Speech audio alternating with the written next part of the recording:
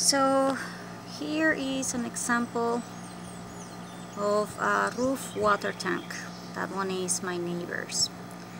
As you can see, it is connected to the main water line that he has in his house. And as you can, I don't know if you can see this, but in the bottom, like right, I don't know where, here, there is like a little bit of a sink. That is because sometimes when there is water coming from the main line, the water would actually overflow the top of the tank, and then it will stay on the roof, and then that is why he probably has a leak, and he's trying to fix that. The reason that he has that problem is because when you have a roof tank and you have it connected to the water from the main line, it must have like a lever that tells the water to stop, to stop floating, kind of like the same one that you have in the toilet. Let me show you. Yeah, kind of like that.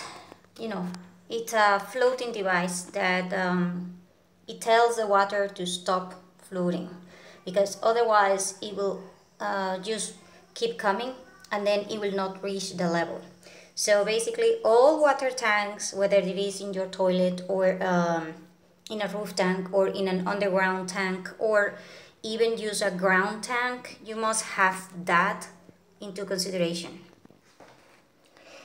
So just letting you know that when you are short of water, you may also want to have 2 containers like this in every shower in your house, if you have a space, because obviously my shower is kind of normal or big, and it's not small. But let me tell you about the problems that we have with these water issues. So number 1, you must learn how to repair the little ball that I just showed you, the lever thing, because that is going to sometimes get out of the stick. The little ball that looks like a balloon, that thing will get out of the stick at least once a year, maybe sometimes once every year and a half or something. And it also depends upon the water pressure that you have that day. If the water comes with too much pressure, the water would actually push that balloon out of the stick, and then the water will actually rise, and then you are in trouble because your whole house will be floated. Like really, all of your house will be floated. If you have it in the roof, you might not notice and you might not know that this is happening, especially if you put it in a level that is ground and it's not with some sort of inclination. And so if you don't have that thing with a little bit of an angle, you will never notice that water is overflowing. So you probably want to take a look at the sound. So sometimes you have to go outside just to see what is happening. And in my neighbor's case, I see his thing and I call him and I say, hey, you have it again, because he has a problem that he has never been able to fix entirely that system. I don't know why. I think that his was installed in such a way that it's almost impossible for him to fix it.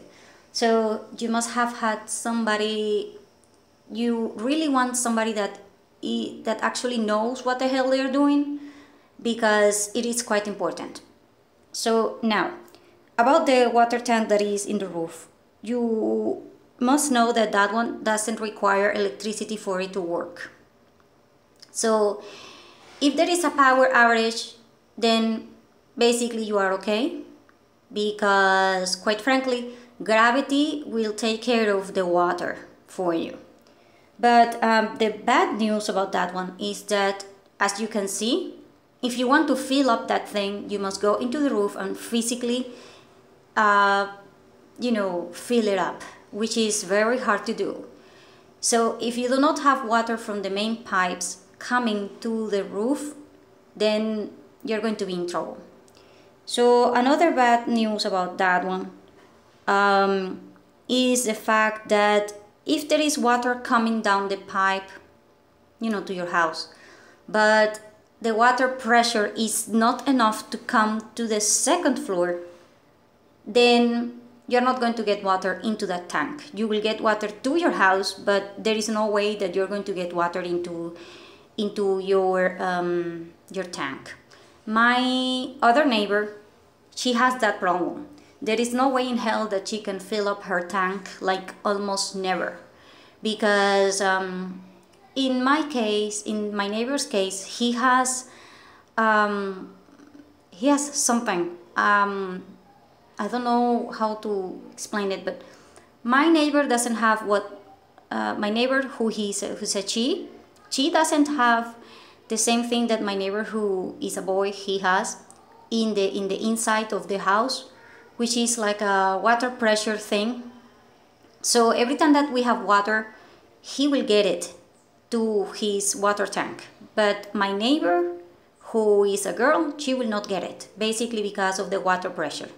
So you need to get a water pump, and you need to get a lot of things in order for this system to work. But this system is the best if there is a power outage, and quite frankly, if I could have, the three systems, as in the underground system, the ground system, and the roof system, I will probably stick with the underground and this system. This one is analog, as in you can store a lot of water in the showers and stuff like that without the need of water pumps or electricity or anything. The only problem with these ones, which have, we put it inside the showers, is that they are inconvenient because, they take a space. And other ones. Let me show you the one that I have downstairs. So this one is the one that I have downstairs because, it's easier to fill up when it is downstairs because obviously, you don't have to carry the bucket upstairs or whatever. So every time that there is no power or there is no water, we use only one bathroom downstairs, and this is for use in the toilet. That's why it has that one there, see? And that one, I think it has the capacity for 120 liters or something like that. The ones that are upstairs have 20 liters or something like that, so it's kind of weird. But anyway, this one works for the small water tank that we have in this, the toilet. Because the size of the water tank in your toilet is quite important for you to understand how much water you're going to need to put from here into the water tank in order for it to work. Now, this is important to understand so that you know how much water you're going to use and where to put the protocol for when there is no water.